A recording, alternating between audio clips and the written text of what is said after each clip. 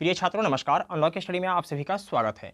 आज हम लोग प्रश्नावली 3.6 के प्रश्न संख्या 1 के चौथे भाग को सॉल्व करेंगे। अगर आपको ये वीडियो अच्छा लगे तो एक लाइक कर दीजिएगा और चैनल पर नए हैं तो चैनल को सब्सक्राइब करके बेल आइकन को प्रेस कर लीजिएगा, जिससे हर आने वाली वीडियो का नोटिफिकेशन आपको समय समय पर मिलती रहेगी। तो आइए वीडियो शुरू करते हैं। प्रश्न संख्या 1 है, निम्न समीकरणों के युग्मों को रैखिक समीकरणों के युग्म में बदल करके हल कीजिए। यहाँ समीकरण 1 और समीकरण 2 दिया हुआ है और ये जो समीकरण दिया हुआ है यह रैखिक समीकरण नहीं है, क्योंकि रैखिक समीकरण एक लाइन में होता है और ये तो बटा में है। तो सबसे पहले इस सवाल को रैखिक समीकरण के युग्म में बदलना है, फिर इसके बाद इसको सॉल्व करना है। ठीक है, तो लिखेंगे हल। और सबसे पहले जो सवाल दिया हुआ है इसको लिख लेते हैं। ये है 5/x-1 प्लस 1/y-2 बराबर 2। ठीक है, ये समीकरण 1 का है। और दूसरा है 6/x-1 माइनस 3/y-2 बराबर 1, ये समीकरण 2 का है। ठीक है, अब देखिए यहाँ है 5/x-1, यानी कि x-1 नीचे यहाँ भी है और x-1 नीचे यहाँ भी है। ठीक है, y-2 नीचे यहाँ भी है और y-2 नीचे यहाँ भी है। ठीक है, तो हम लोग क्या करेंगे कि इस चीज़ को इस तरीके से लिख सकते हैं। कैसे, देखिए 5/x-1। ठीक है, इसको हम लोग इस प्रकार से लिखेंगे 5 गुने 1/x-1।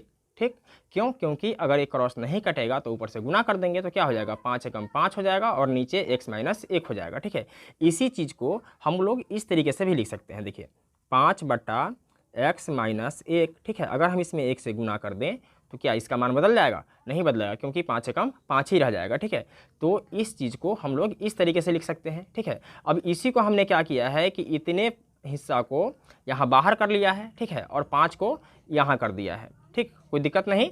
चलिए, अब हम लोग इसको भी इसी तरीके से लिख सकते हैं, इसको भी लिख सकते हैं और इसको भी लिख सकते हैं। ठीक है, तो हम लोग लिखेंगे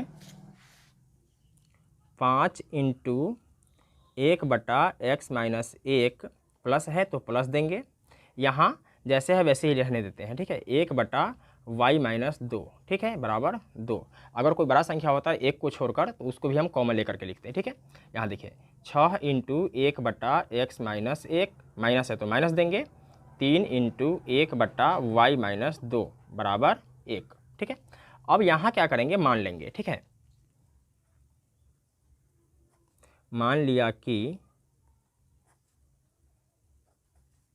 1/x-1 बराबर u। ठीक है, और 1/y-2 बराबर v। देखिए हम यहाँ u और v माने हैं, आप ABCD से Z तक कोई भी अक्षर मान सकते हैं। ठीक है, तो ये हो जाएगा 5। ठीक है, और इसको क्या माना है, u माने हैं, तो इसके जगह पर क्या हो जाएगा, u हो जाएगा। प्लस है तो प्लस देंगे और इसको माने हैं v, तो ये हो जाएगा v बराबर 2। ठीक है, अब ये फाइनल समीकरण 1 होगा और ये क्या है 6, और इसके जगह पर क्या माने हैं, u माने हैं, तो ये हो जाएगा u माइनस 3 और इसके जगह पर भी लिखेंगे बराबर 1। ये है समीकरण 2। अब इसको नीचे कर लेते हैं। ठीक है, यहाँ कर लेंगे, ये हो जाएगा 6u माइनस 3v बराबर 1। फाइनल ये होगा समीकरण 2। ठीक है, अब समीकरण 1 और समीकरण 2 को सॉल्व करना है तो हम लोग विलोपन विधि का इस्तेमाल करेंगे, क्योंकि विलोपन विधि मुझे बहुत अच्छा लगता है। आपको कौन सी विधि अच्छा लगता है ये आप हमें कमेंट करके ज़रूर बताइएगा। ठीक है, और विलोपन विधि का नियम क्या है कि इस पद को या इस पद को काटना होता है, और कटता तभी है जब इसका संख्या बराबर हो और साइन अलग अलग हो। ठीक है, अगर पहले से संख्या बराबर है तब तो कोई बात ही नहीं है। अगर संख्या बराबर नहीं है तो इसके संख्या को हम लोग बराबर कर लेते हैं। और बराबर कैसे करते हैं इसको समझिए।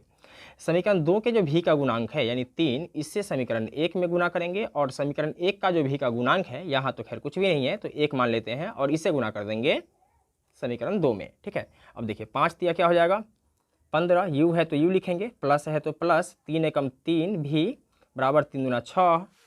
इसके बाद 6u माइनस 3 भी एकम 3 भी बराबर 1 एकम 1। अब देखिए ये बराबर हो गया, अब इसको काट सकते हैं। ठीक है, 15 और 6 क्या हो जाएगा 21u, 6 और 1 7, इसलिए u बराबर क्या हो जाएगा 7 को पहले लिखेंगे और 21 जो है यानी u के गुणांक को नीचे लिखेंगे। ठीक है, 7 एकम 7, 7 या 21, यानी कि u बराबर क्या आया 1/3 आया। ठीक है, अब इस u के मान को समीकरण 1 या समीकरण 2 में रखेंगे, लिखेंगे अब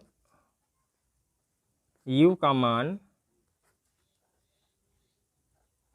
समीकरण 1 में रखने पर, ठीक है। तो समीकरण 1 क्या है, 5u + 1v = 2, क्या है 5u + 1v = 2, ठीक है। अब देखिए 5 गुने u का मान क्या है 1/3 + v = 2। अब इससे ये नहीं कटेगा तो ऊपर से गुना कर देंगे तो क्या हो जाएगा 5 एकम 5/3 + v = 2, ठीक है। तो ये हो जाएगा v = 2 को पहले लिखेंगे और इस संख्या को अगर हम बराबर के इस तरफ करते हैं तो प्लस में रहेगा तो माइनस में हो जाएगा और माइनस में रहेगा तो प्लस में हो जाएगा। तो प्लस में है तो क्या हो जाएगा माइनस में 5/3, ठीक है। इसके बाद देखिए 3 दूना क्या हो जाएगा 6 माइनस 5/3, तो 6 में से 5 को माइनस करेंगे क्या बचेगा 1 और बटा में हो जाएगा 3, यानी कि v बराबर क्या आया 1/3 आया, ठीक है। तो फाइनल अब मेरे पास u का भी मान निकल चुका है और v का भी मान निकल चुका है, ठीक है। और हम लोगों ने माना था 1/x - 1 बराबर u और 1/y - 2 बराबर v, ठीक है। तो लिखेंगे अतः 1/x - 1 बराबर u, तो 1/x - 1 बराबर u का मान क्या है देख लेते हैं, u का मान है 1/3, तो लिखेंगे 1/3, ठीक है। अब इसके बाद क्रॉस गुना कर देंगे तो x - 1 से अगर 1 में गुना करेंगे तो क्या आएगा x - 1 ही आएगा बराबर 3 एकम क्या हो जाएगा 3, तो x बराबर क्या हो जाएगा 3 को पहले लिखेंगे और माइनस का 1 जब बराबर के इस तरफ आएगा तो ये हो जाएगा प्लस का 1, यानी कि x बराबर 3 और 1 4, ठीक है। ये आ गया x का मान, ठीक है। यही क्या हो जाएगा आंसर हो जाएगा। फिर 1/y - 2 को हम लोगों ने भी माना था, ठीक है, माना था ना। चलिए अब 1/y - 2 बराबर v का मान क्या है देखिए, v का मान है 1/3, तो लिखेंगे 1/3, फिर क्रॉस गुना करेंगे y - 2 का गुना 1 से हो जाएगा तो क्या हो जाएगा y - 2 बराबर 3 एकम क्या हो जाएगा 3, यानी y बराबर 3 को पहले लिखेंगे और माइनस का 2 जब बराबर के इस तरफ आएगा तो ये हो जाएगा प्लस का 2, यानी y बराबर 3 और 2 क्या हो जाएगा 5 हो जाएगा, ठीक है। ये हो जाएगा y का मान, ठीक है आंसर। तो दोस्तों मैं उम्मीद करता हूं कि आपको ये वीडियो समझ में आ गया होगा। अगर किसी प्रकार की कोई डाउट हो, कोई संदेह हो तो आप हमें कमेंट कर सकते हैं और इससे पहले का वीडियो आप लोगों ने नहीं देखा है तो अनलॉक स्टडी के प्ले लिस्ट में जाकर इससे पहले का सारा वीडियो देख सकते हैं। फिर मिलते हैं एक और वीडियो में, तब तक के लिए जय हिंद।